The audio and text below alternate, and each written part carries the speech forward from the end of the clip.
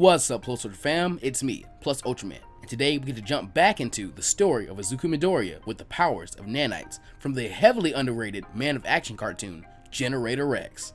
Also, before we get to the recap, I want to once again thank you guys for almost 22,000 subscribers at the time of recording. I'm extremely happy that you guys love my what ifs enough, but if you remember, I do discussions on this channel as well. I haven't done one in a while, so I was really interested when I found out about Amino's story feature. These are super quick videos that never go away like the stories from other apps. Awesome enough, I've actually teamed up with Amino to bring you guys some stories. My first two are my top 5 Western heroes that will be awesome for My Hero Academia, and my top 5 favorite abilities in the Dragon Ball series. You can find a link in the description or use the pinned YouTube comment. You can even just search up Amino and download it and just search Plus Ultraman. You'll find me. And just like watching my videos on YouTube, you'll be helping me by watching these stories on Amino. Help me to create more and better what ifs. Plus, I gotta pay for college somehow. And once again, a massive thank you to Amino for partnering up with me. And with that, we can jump back into the story with our quick recap. When we last left off, Izuku Midoriya had went through his entire life and middle school thinking his quirk was pretty lame.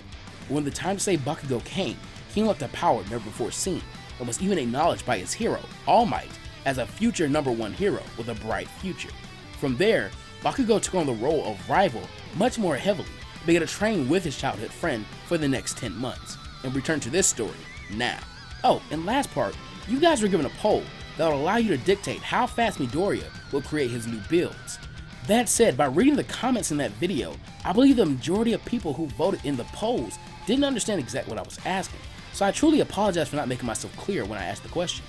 The question was, does Deku get all initial builds that Rex has once the series starts, or will he have more of a learning curve? A lot of you seem to think that I was asking if Deku would get all the builds that Rex had or not, and a lot of you are off topic in saying you want to see Deku have builds that Rex didn't make, or that you want to see him still receive one for all in this timeline. That said, we're going to compromise with both options of the poll. Deku will receive his builds on a slow learning curve, but the speed at which he makes his discoveries will be sped up a bit more than I originally planned to if the learning curve had been the winner of the poll. Beyond that, I want to let you guys know that the story is planned out pretty well to chapter 175 of the manga, so be patient. Who knows, you may see some of what you suggested. With that out of the way, we can truly get back to the story right now. Now, Bakugo and Midoriya had finished their 10 months of training, and Deku only has 2 builds, the Smash Hands, and what Bakugo had dubbed as the Skull Stompers. Deku isn't too fond of this name, but Bakugo makes it stick nonetheless. The boys part ways on their last day of training, eager to get a good night's rest and go to the UA entrance exams. A lot of the build up to the test will remain pretty much the same, since it isn't like Deku used one for all at any moment during the test instructions. Though the two had trained together, Bakugo and Midoriya are pretty happy to be put in separate testing groups, the former more than the latter. But the test is set, and the only real difference between this timeline and canon is that Deku has no real reservations on using his power, since nanites won't destroy his body parts. That said, if Deku creates either of his builds, he needs a bit of cooldown time before he can make another one, just as strong as the last. And he won't be as nervous as canon either. This means that Deku, like most of the other students, is in fact able to attain villain points. This is the trend that the test follows, with Deku using his massive mechanical monos to earn some points. That is until the gigantic 0-point robot is unleashed. Seeing it like the other students, his first instinct is to run, but when realizing a girl was trapped and in danger, his body once again acted on instinct, running over to save her. Now, Deku isn't stupid, so at first, he simply uses the Smash Hands to lift rubble and debris off of the girl, but with her leg being hurt and him being scared to carry her with his build on, he was left with 2 options: stay and fight the robot to try and buy time until the test ended, or release his current build and carry her that way to flee.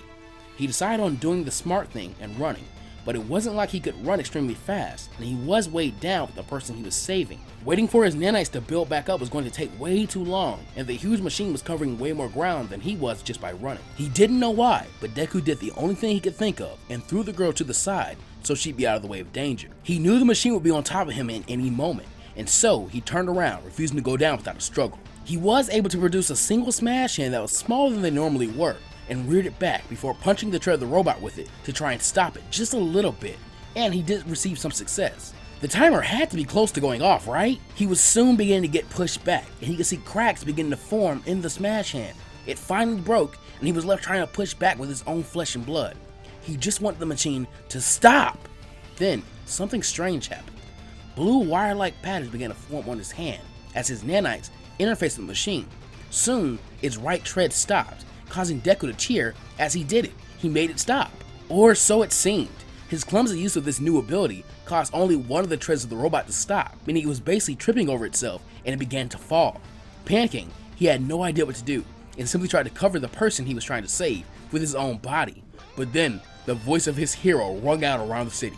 Good show, young man, but you and I have got to stop meeting like this. Detroit Smash! The number one hero then hit the robot straight on in the face, hard enough for it to fly back and explode epically.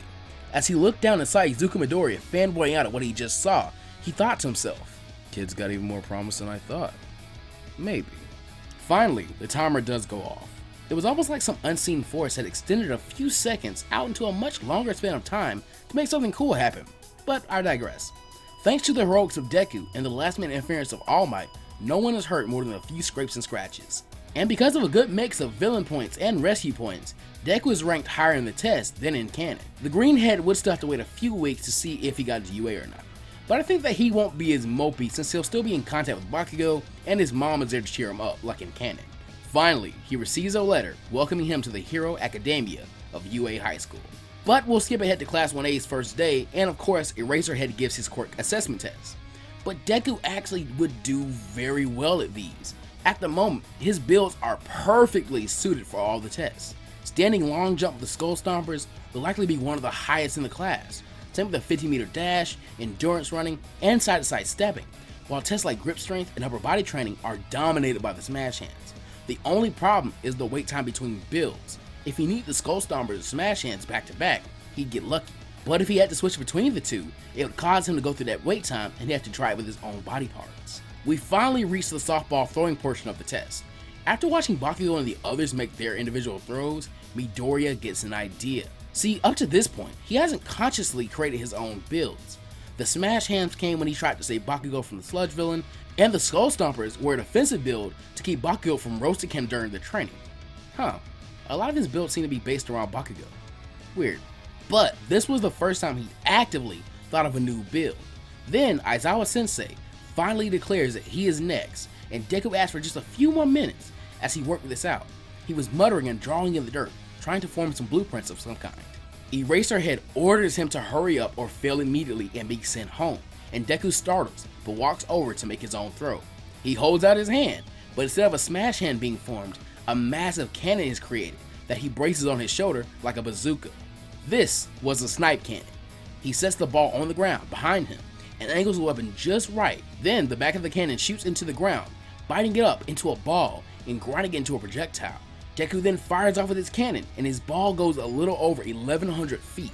He sweat drops and explains to his teacher that if he let him figure out the inner workings of this build a little more, he would have been able to shoot even further. And this intrigues Aizawa.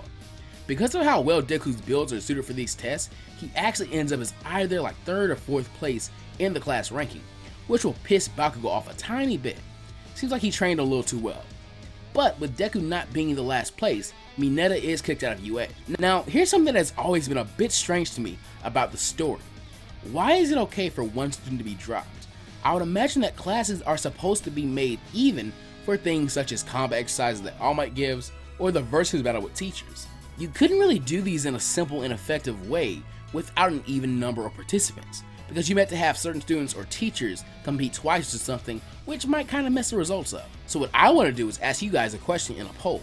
Would you like the number 1 of Class 1B to move up into Class 1A to fill Mineta's empty seat and keep the class even, while who didn't score enough to make it into Class 1B could be moved up there as well, and we continue that trend until everything evens out in UA, or just have an uneven Class 1A, and the future of how this will move out can just be figured out from there. There's going to be a poll up top, but I can't go any further until I get that feedback, so be sure to vote. I sometimes notice that a lot of you guys don't know where the polls are, so really quickly I want to show you. If you look at the top right hand corner of this video, there should be an I symbol. You click that, and what rolls down should be an embedded information that I will put in this video. This stuff ranges from polls to website links. So just click that, and the poll will roll down. Click your choice, and voila, you're done. But that's where I'm going to leave the story for right now. Like I said, be sure to vote in that poll, and please consider sharing this video and part 1 with anyone you know who may remember Generator Rex. That show needs way more attention. And again, Big thank you to Amino for sponsoring this video, and to you guys for the positive feedback on the story. But with that said, there's nothing left to do but to tell you guys to take care of yourselves and always go beyond plus ultra. See you guys next time.